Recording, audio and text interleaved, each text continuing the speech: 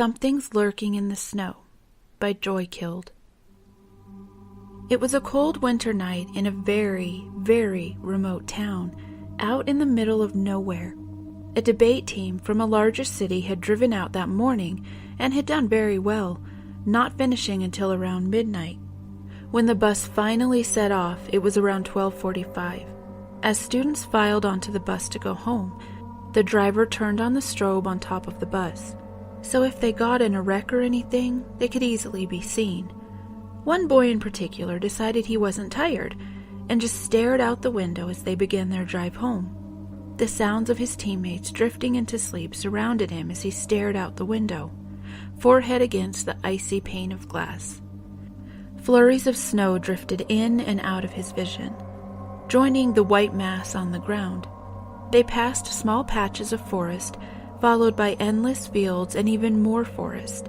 He noticed that every time the lights flashed, he would see images, creations of his imagination, like when someone dims the lights, seeing faces in the shadows. These images became increasingly frightening, especially as they entered wooded areas.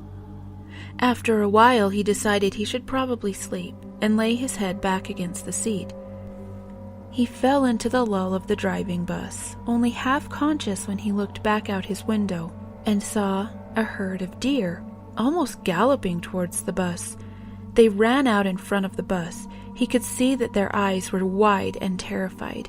They were being hunted, quite obviously, and as the vehicle hit them, it began to pinwheel, spinning end over end in the fresh snow. As we know, buses do not have seatbelts. Backpacks, bodies, and glass were being tumbled around everywhere. The bus finally settled on its back in the snow. The boy was unconscious. His teammates had stopped breathing. Glass had shattered, fallen everywhere, covered everything in a shimmery layer of surreality. The boy was one of the only survivors, one of two. As he woke up several minutes after the bus had come to a stop, he noticed that he was on what once had been the ceiling. Warm fluid slid down his face, across his cheek, and onto the ground beside him. A piece of glass was embedded near his temple, small enough to not harm him too badly, but enough to make his forehead bleed. He reached up, pulled it out as his eyes adjusted to the blackness of this winter's night.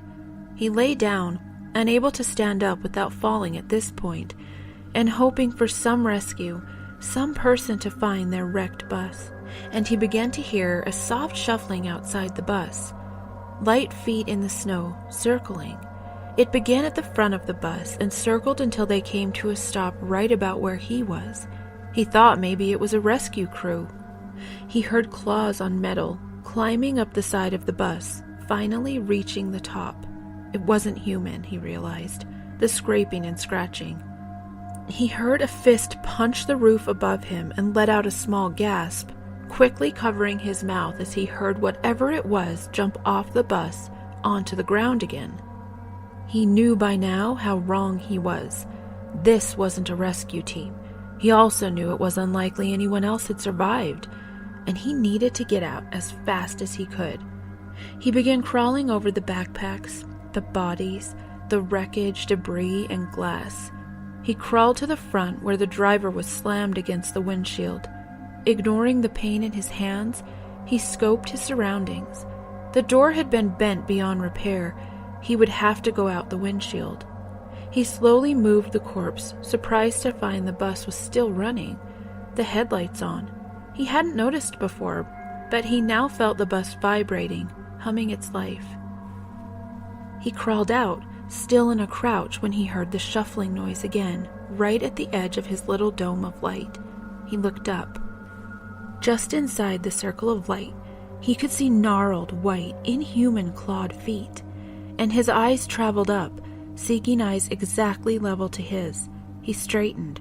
So did the creature, up and up. He was no longer looking eye to eye. It was towering over him, staring down with dead, lifeless eyes. Black pits in its ghostly skull. Behind him, he heard the motor begin to die, his circle of light receding, the creature moving towards him, staying just beyond the reach of light. He couldn't quite see it yet. He backed up against the bust, gripping the twisted metal as the creature grew nearer. He felt warm blood pooling in his hands as his grip tightened, the creature edging ever closer. He stared up at it, its black eyes and twisted mouth, teeth protruding over its lip. He opened his own mouth, no sound coming out for a few seconds before he asked, his voice rising pitch with fear, "Who are you?" And the creature bent down and down, until he was eye to eye with the boy, his hot breath on his face. He opened his twisted mouth ever so slowly, lips upturned in a ghastly grin, a grimace, and answered in a deep, bone-rattling voice, "The Wraith."